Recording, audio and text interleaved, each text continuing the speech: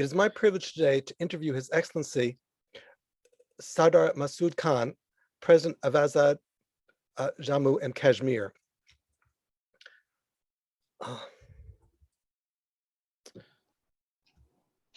His Excellency has a long and distinguished career, which I would like to just review briefly for you.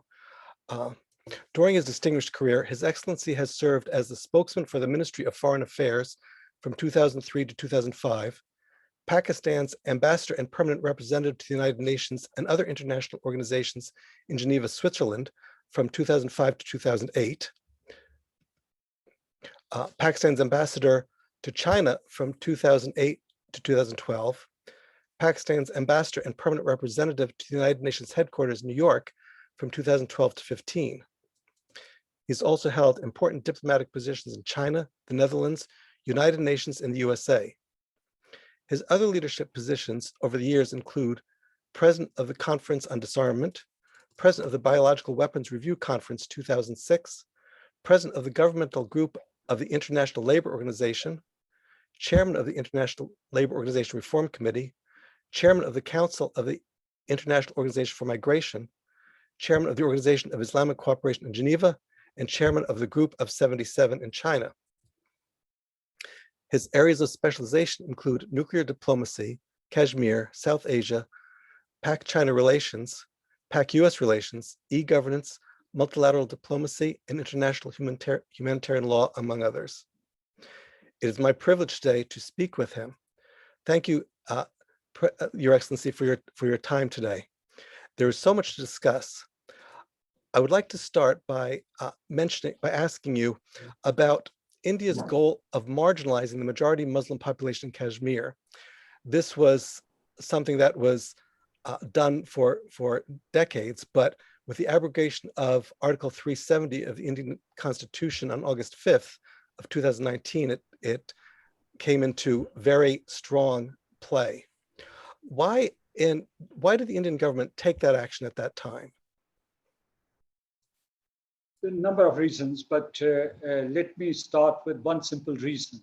As a matter of fact, the new regime, which is led by Bharatiya Janata Party and backed by Rashtriya Swayamsevak Sangh, which is a fascist organization, they in fact believe that Kashmir should be merged into the Indian Union or Indian state, Indian Federation. And when this party came to power in 2014, it included this objective in its manifesto, election manifesto. And it reiterated this manifesto of rescinding Articles 370 and 35A. The latter covers Kashmiri's exclusive rights to the land of Kashmir and to citizenship. So what they did was that they implemented their manifesto. Once they took over in 2019, they implemented their manifesto and they fulfilled a commitment to their constituents and their electorate. This is one reason. The other thing is that way back in 1947-48, in fact, starting 48, the United Nations Security Council had debated the issue of Jammu and Kashmir, and they had come up with a dispensation whereby they mandated that the issue of Jammu and Kashmir should be resolved through a plebiscite. And this was also in accordance with the 1947 Independence Act, because that also gave a formula that these princely states had the option to join either India or Pakistan.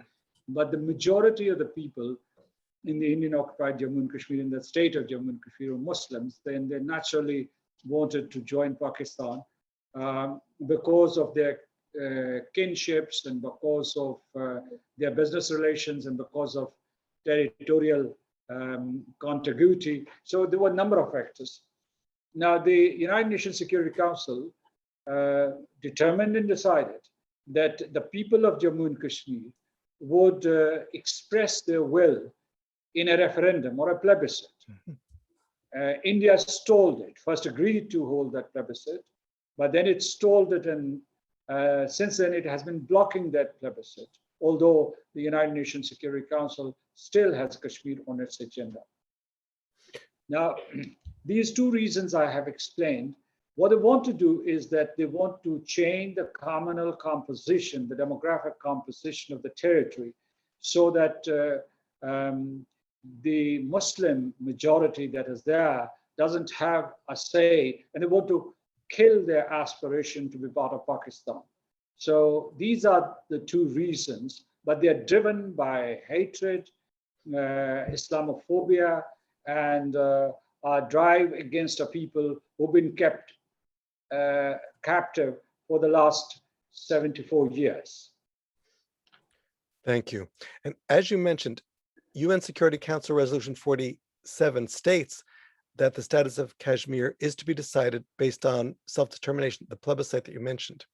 This has been affirmed in subsequent protocols. Why has the global community allowed India to prevent this from ever happening? Well, you know, the global community back in the 1950s was very supportive, and they passed resolution after resolution till 1957. 1957 had the last substantive resolution. This is Resolution 122. In the 1950s, India was trying to cooperate with the United Nations just to deceive it, and at the same time, it was taking incremental steps to integrate the occupied territory in its federation. Steps like some elections, constituent assembly, and creating the pretense of the people of Jammu and Kashmir wanting to be part of India. But this last resolution that I have mentioned, Resolution 122 of 1957, quashes that activity. It says that all the steps that India had taken were illegal and were contrary to the provisions that had been spelled out by the United Nations Security Council. So the answer to your question is that the international community, and particularly the United Nations Security Council, was quite active in the 1950s. But you know, the global scenario changed, and you know, because of communist China's attack on India in 1962, the United States, which was an ally, or Pakistan was an ally of the United States, and United States-led free world, they started under the leadership of President John F. Kennedy. They started leaning towards India, and they distanced themselves from the issue of Jammu and Kashmir. And as you know, the United States is one of the most important, probably the most important permanent member of the Security Council. And then there was this bipolar politics, Russian Federation at that time called the Soviet Union. They were backing India. United States, with the reduced enthusiasm, still stood behind Pakistan, but the casualty was Kashmir.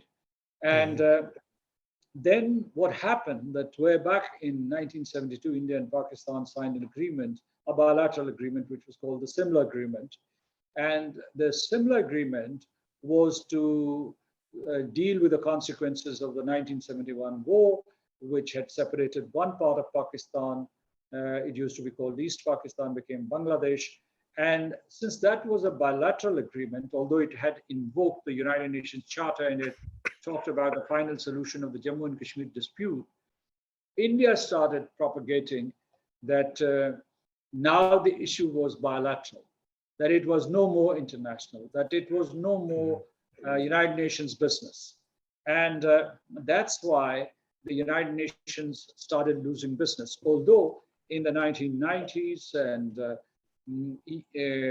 United Nations Human Rights Commission, which is now called Human Rights Council, it actively debated the issue of Jammu and Kashmir. It was also debated in the United Nations General Assembly. It is still debated in the United Nations General Assembly, in the plenary, and also in the third committee, which deals with self-determination. So then let me tell you, I mean, let's talk about the lack of interest on the part of the United Nations and the international community. And I would say that there are two reasons. One is that the Western countries, which custodians of international law and promoters and protectors of individual and collective human rights, they have been influenced by realpolitik. I mean, post-Cold War world was different, and even during Cold War, the United States and the United Nations, the United States-led coalition of the Western countries wanted to promote human rights all around the world. But now the commitment has become weak because of, in this particular context, because of their strategic ties with India. They want to use India. They're using India to oppose China. And the second thing is that they look at the market, the huge market, 1.3 billion people's market, and they find it quite lucrative and profitable for the Western economies. So these are some of the reasons for lack of interest on the part of the international community.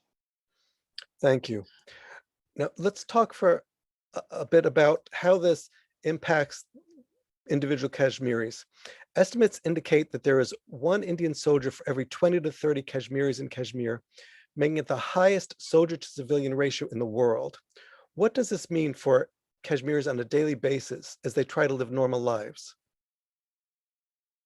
The real figure that we quote, and it has not been denied by the Indian government or the Indian armed forces, the forces deployed, the occupation forces deployed in the territory are 900,000 troops armed to the teeth. They have the latest technology. Latest technology for combating not only whom they call militants, but also the entire population. So there are quite heavy concentration, as you've rightly pointed out, heavy concentration of Indian troops in the territory. And the life for the Kashmiris is hell, as a matter of fact. There should be 14 million Kashmiris, or the latest census that was conducted in 2011 or 12, they said that the population was 12.5 million. So I think they must have increased since then. But I would tell you the life is hell for them, because you have concertina wires in the streets, you have these barricades, steel barricades, you have these forces parading in the streets. In the aftermath of August, the steps that were taken on August the 5th, 2019, people had in fact encircled and besieged the houses of citizens. They won't let them come out. And so people became prisoners in their houses. They have eased some of those restrictions, but practically the entire territory of Jammu and Kashmir is under military siege. There are restrictions on movement, but the worst part of the entire catastrophe, this catastrophe engineered and steered by the occupiers there, is that people have been completely disenfranchised. I mean, all these steps that have been taken since August 2019 have been taken against the wishes of the people of Jammu and Kashmir and without consulting them. I mean, their state was divided into two parts. It used to be a state. It had a quasi-state status, quasi-sovereign status, because it has a separate flag. It had a separate constitution. It had an assembly. The assembly was dissolved. Constitution was annulled. The flag was taken away. And a lieutenant governor has come from Delhi to rule these people. Now, this is a colonial territory, and you can imagine the plight of the people. You asked about the kind of lives they live. Let me tell you that every day, 12 to 20 young men, mostly teenagers, are gunned down because they are suspected as militants. They are killed in cordon and search operations. And the numbers cited, I mean, we do not call them militants. We call them, they are freedom fighters, because they are defending their own territory. But what is happening is that these people, these militants, so-called militants, their number given by the military commanders and police officials is 250. 200, and they always claim that they have eliminated 100 already, and that their number should not be more than 150. These are mostly those teenagers who flee their homes to escape India's state-sponsored terrorism and brutalization of their relatives and their bigger family of Kashmiris. So the other thing is that we were talking about demographic composition. I mean, last year in 7 months, they had imported, I mean, these occupation authorities had imported Hindus, some 3.2 million Hindus, and given them citizenship rights inside Kashmir. Now, we had started our conversation with this demographic composition and the changes of the demographic composition. Let me tell you that these rights were given to the Kashmiris, or they had earned these rights way back in 1927, even before the creation of India and Pakistan. And these rights were their exclusive right to citizenship in the Indian state of Jammu and Kashmir, or in the Indian occupied state of Jammu and Kashmir, to be more precise, and their right to property, their right to education and scholarships, and the right to employment. The employment in the inside Jammu and Kashmir was reserved for Kashmiris. They had some 500,000 jobs. Now, all that is up for grabs. All that is up for grabs. Their businesses are being delegitimized, and Kashmiris are being demonized. So life is hell for them. It's an awful situation, terrible situation. One of the provisions, Your Excellency, of the Law of Occupation states that the International Red Cross, Red Crescent movement must be allowed to carry out their humanitarian activities. TRT World reported on January 15th of 2020 that Red Cross, Red Crescent hasn't been able to work in Kashmir since August 5th of 2019. According to that report, foreign aid workers are not being issued visas. What does this mean for the people of AJK? For the AJK? Yes. Or for the Indian occupied Jammu and Kashmir? Indian occupied Jammu Kashmir. Because AJK means Azad Jammu and Kashmir. Of course, and thank you. I represent that territory. So yes, you're absolutely right, because there is a communication blockade inside the Indian occupied Jammu and Kashmir, and it is asphyxiating. I mean, they have not only not allowed the ICRC or any representative of IFRC, this International Federation of Red Cross and the Red Crescent, or any other international organization. They've banned Amnesty International, other human rights organizations. And in fact, way back in 2018 and 2019, the Office of the High Commissioner for Human Rights had issued 2 reports, and they had indicted India for its heinous crimes very openly. These were the first ever 2 reports of the United Nations coming out of the United Nations on human rights, specifically on human rights, very detailed reports. And they had done due diligence in collating the data and trying to establish its objectivity. And they demanded in clear words that India should respect the right to self-determination of the people of Jammu and Kashmir, which had been recognized by international law and international community. But India, and one of the recommendations of the High Commissioner for Human Rights was to allow our mission, our human rights mission, to go to the territory and see for themselves what the situation is.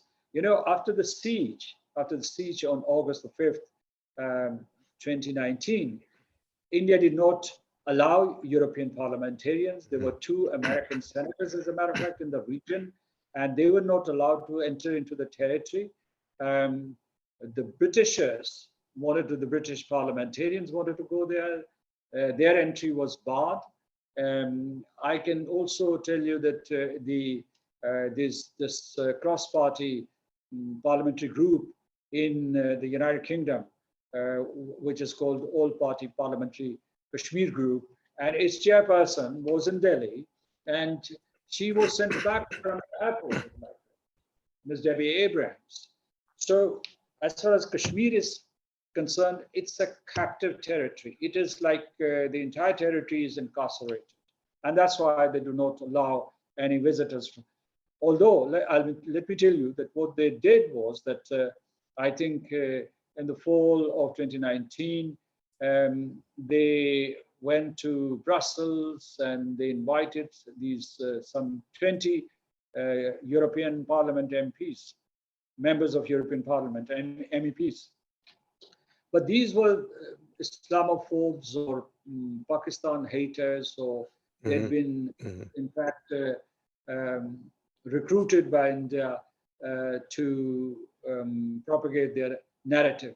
But this was the whole thing was a failure, because nobody believed what they said, or that their visit did not mean anything. It did not signify anything, that this would somehow enhance the credibility of India and hide its crimes.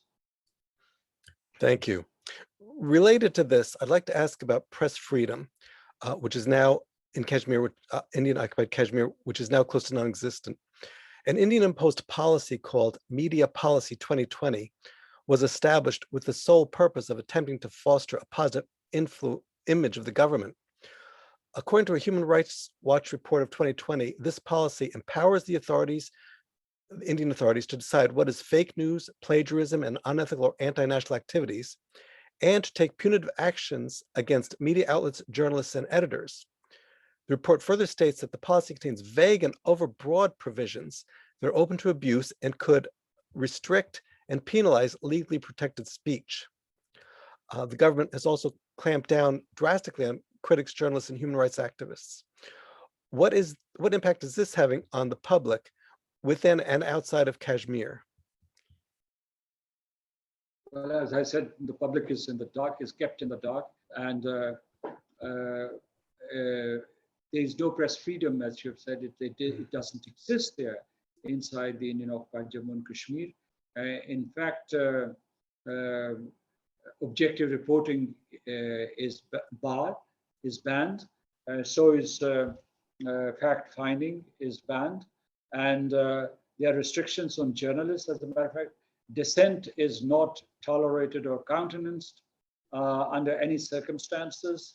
In fact, anybody who expresses dissenting views is immediately dubbed as a traitor, and in fact accountable. Foreign journalists are not allowed to the territory, but even national journalists from India who've gone there and brought back stories, they are also shadowed, and they are not given liberty to go in many areas of the Valley of Kashmir and many parts of Jammu. So, but let me also tell you that recently, I mean, whenever there are these cordon search operations, or when buildings are being blasted, the journalist community in Srinagar and all other cities, they are alerted and they want to rush to those areas. And they've been told by authorities not to go to those areas. Their movement towards those areas has been declared a criminal act. Well, of course, they have also tried to justify that if they would be there, they won't be able to protect these journalists, and that's why they do not want to go to those areas for reporting. So what I would say is, in short, that the entire territory of Jammu and Kashmir is under a gag order. Which equates to collective punishment, which of course is banned by international law. Tragic situation. I'd like to talk about women and children now for a few minutes.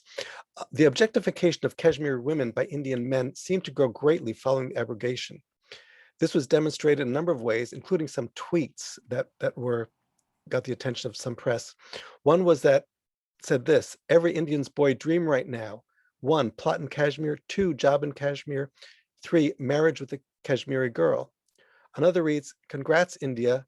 Now unmarried boys can marry these smart girls from Kashmir after 370 removal. Journalist Hannah Fatima, writing in the American Bazaar, posted this question: how can the same men who aspire to marry Kashmiri women simultaneously support their violent oppression? Can you comment on this, please? Well, you know,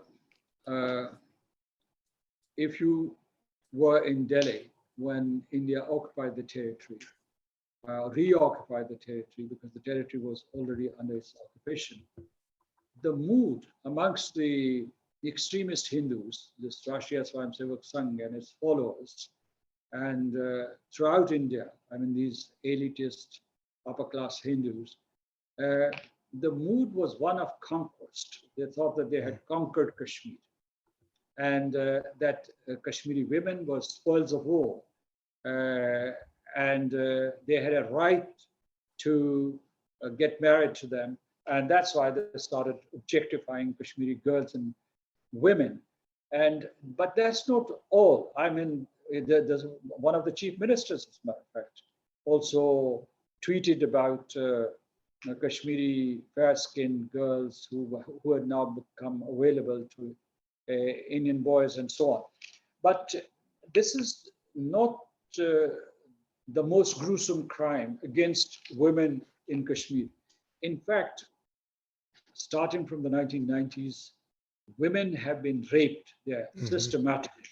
Rape has been used as a weapon of war and to sort of force the Kashmiri people into submission. They terrorize people whenever there are these foreign search operations, and the first target are women. They insult them, they molest them, and they rape them. And there have been cases of gang rape involving 80 women, for instance, back in the 1990s. 80 women were raped in one night by these soldiers in uniform, these occupation forces in uniform. And if I take you back to 1947, I can tell you that 250,000 Muslims were massacred in just 1 month, or say 6 weeks, in fact, in October, November 1947, in the territory of Jammu, because they were Muslims. And so this was a kind of Holocaust after the first Holocaust after the Second World War. But the world doesn't know about it. And even during that massacre, women were the worst victims. They were gang raped, they were turned into sex slaves, or they were beheaded. Now, during the recent period, what I will tell you is that some studies have been conducted, and women and children particularly, they are traumatized. I mean, well, let me tell you the plight of women. Those, because of forcible disappearances, many women, more than 10,000 women, do not know whether their husbands are dead or alive. They are called half widows, a term which is not used quite often in other parts of the world, but we know what a half widow means, because she doesn't know whether her spouse lives or has died. And the second thing is that you know, these extrajudicial killings, I mean, this vandalization of the property, women are the prime victim. And a study was conducted which established that more than 45% of Kashmiri adult population was suffering from severe post-traumatic stress disorder. And bulk of them were women and children, because children have been living in the state of conflict for decades. So this is what is happening there, and this is what is happening to women. And there are many resolutions in the United Nations Security Council to protect women from Mhm. sexual violence. But those Security Council chambers have never recognized the severity of the situation, the seriousness of the situation, the gravity of the situation in the Indian occupied Jammu and Kashmir. Thank you. And I know that women of any age are victimized through rape in Kashmir. Young girls up to elderly women, I have read. It's just absolutely horrifying. And as you mentioned, children, boys are abducted, girls are molested, children as young as 9 being arrested. It's beyond criminal. Uh, Next thing I'd like to discuss is the economy of Kashmir, which has been greatly damaged by the abrogation and only worsened due to COVID. The India-imposed lockdown has cost the Kashmiri economy billions of dollars in losses, and unemployment has greatly increased. Can you comment on this, please, on the economic situation in Kashmir today?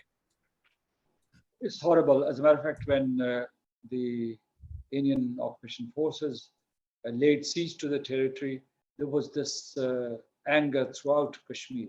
And the clampdown was so asphyxiating that people did not rebel. They were also imprisoned in their houses, but anticipating massive killings, people started resisting in a different manner. In fact, they would not sell their merchandise. They would not sell the crops of apples or walnuts or saffron. And they lost billions of dollars because this was their civil disobedience, so to say. This was their non-cooperation. This dented and damaged the economy. And the losses up to now in the past 2 years have been calculated to be more than 20 billion US dollars. But let me also tell you that what Indians have done, that they have delegitimized most of the Kashmiri businesses. For instance, I mean, I'll give you one example, that there's this construction industry in which you use sand and crush.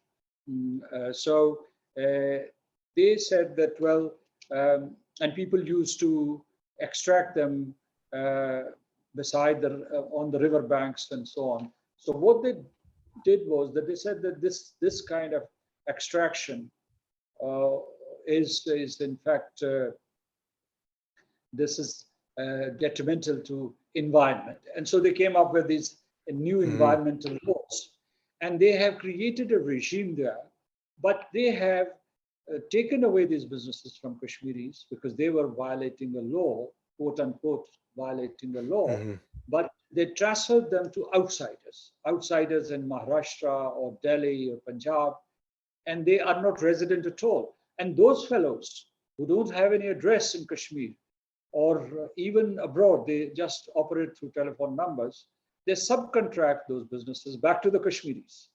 So they have delegitimized Kashmiri businesses. There are many other instances. So what I want to say is that right now, the Kashmiri economy, the Kashmiri business is in serious stress, and people are barely making both ends meet. Tragic, very tragic. I know, Your Excellency, we have little time.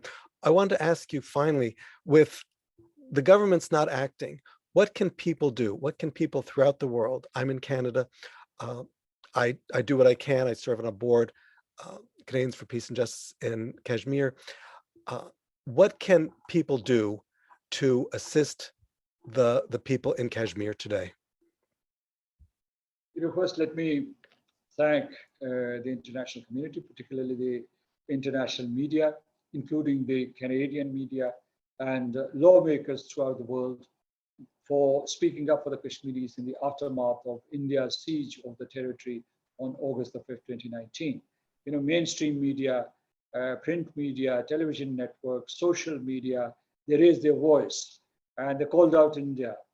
And there was this groundswell of opprobrium against India and Indian actions. In fact, these steps were compared to what happened during the interwar period in Germany, or even during the war, those acts of terrorism which were committed under the banner of Nazism. So we're grateful to them. Then there were parliamentarians. European Parliament, we're thankful to them. Canadian Parliament, in fact, I visited Toronto in 2018, and some of the lawmakers there were very supportive. Civil society organizations, think tanks all around the world. So, but the governments are tight-lipped because of realpolitik, because of the factors that I enumerated earlier.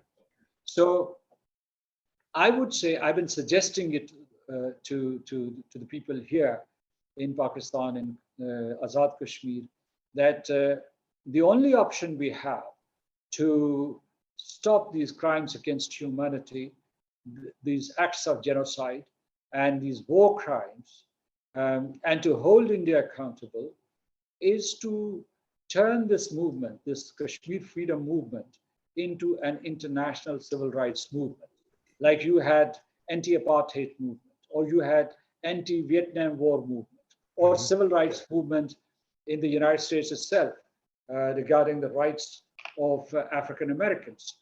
So what I want to say is that this issue is not just confined to this region or this territory we call Kashmir, and many people do not know the difference between Kashmir and Kashmir in the Western world.